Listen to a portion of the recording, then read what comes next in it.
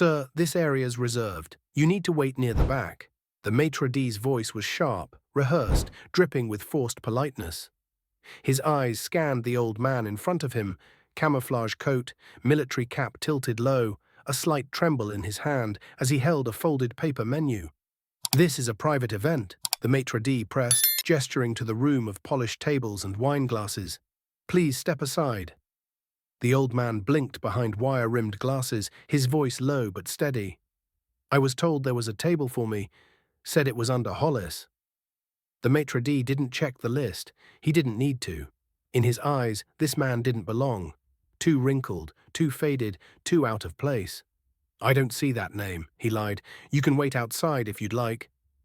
The old man nodded slightly, eyes dropping to the floor, not out of shame, but disappointment. He turned slowly, boots worn to the sole, and started to walk away. From a table in the corner, 4 men watched, silent, all dressed in civilian clothes, broad-shouldered, clean-shaven, eyes sharp.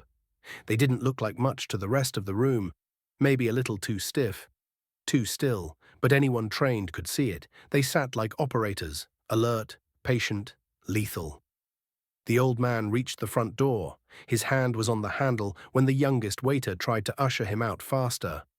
"Come on, old man," you heard him. "You're making people uncomfortable." The room went quiet. Forks paused mid-air. Wine stopped pouring. That phrase, "making people uncomfortable," hung in the air like a bad stench. Before the old man could speak, a chair scraped backward with a quiet command. One of the men from the corner table stood up. Not fast, not dramatic, just final. He walked toward the front of the room. Didn't raise his voice, didn't explain. He stopped beside the old man, then turned his head slowly toward the maitre d' and the waiter. "That man is Sergeant Major Hollis," he said.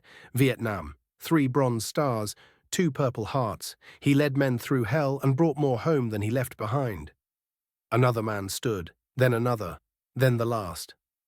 All 4 walked up, slow, calm, and deadly still. The tallest one pulled something from his wallet and laid it on the host's podium. It was a Navy SEAL challenge coin. Custom, one of a kind, only given, never sold. Now the room was completely still, even the clinking stopped. The maitre d' swallowed hard. I didn't know." The first SEAL nodded once. "Because you didn't ask." He turned to the old man. "Sergeant Major, your seat's ready." They didn't wait for permission.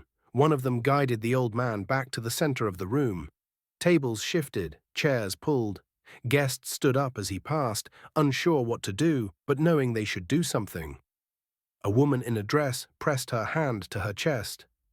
One man began to clap, then another.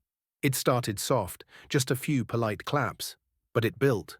Faster, louder, real. The whole dining room now on its feet, applauding one man's quiet presence.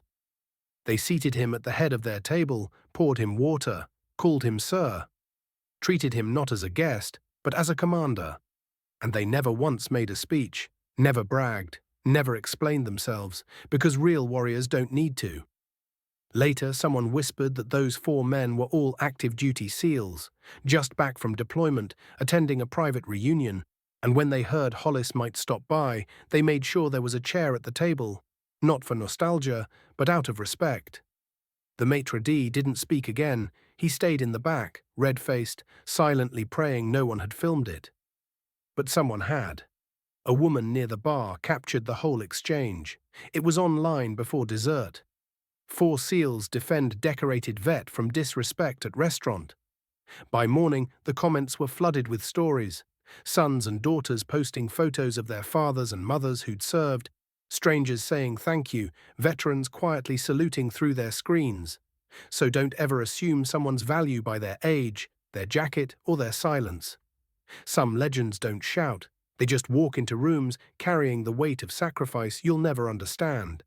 And they do it quietly until the moment they're told to leave. That's when warriors rise, without warning, without words, because honor doesn't retire and respect is something earned by standing for those who once stood for everyone else. Before we end this story, let us know in the comment, where are you watching from? If this story touched you, subscribe to the channel Hit that like button and drop a karma in the comments below.